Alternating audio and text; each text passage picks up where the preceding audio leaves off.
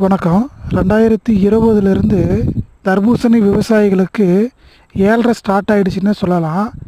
உதாரணத்துக்கு 2020ல் கொரோனா வந்ததுனால ஒரு டன்னு காய் கூட விற்காம அப்படியே கழனியில் வீணாக போச்சு. இதே பார்த்திங்கன்னா அடுத்தடுத்த வருஷங்களில் மழை, புயல், வெயில் அப்படின்னு சொல்லிட்டு ஏதோ ஒரு காரணத்தினால தர்பூசணி விவசாயிகளுக்கு பேரிடியாக அமைஞ்சது. இந்த வருஷம் எதுவுமே இல்லையே, நல்லா லாபம் பார்க்கலான்னு சொல்லி தர்பூசணி விவசாயிகள் யோசனையை பலப்படுத்திக்கிட்டு தர்பூசணியை பயிரிட்டாங்க. திடீர்னு ஒரு நாள் உணவு பாதுகாப்புத்துறை அதிகாரி ஒரு ட்விஸ்ட் வச்சார். ரொம்ப பேரிடியாக தர்பூசணி விவசாயிகளுக்கு அமைஞ்சிடுச்சு.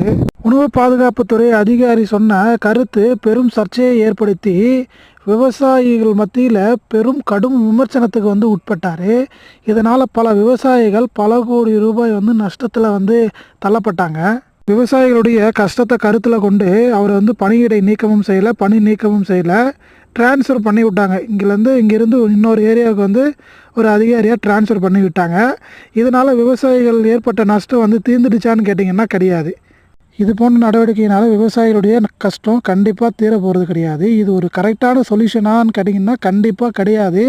உங்களுடைய கருத்தை தயவு செஞ்சு கமெண்ட்டில் பதிவு பண்ணுங்கள், வீடியோவை ஷேர் பண்ணுங்கள். இன்றளவும் தர்பூசணி ரேட்டே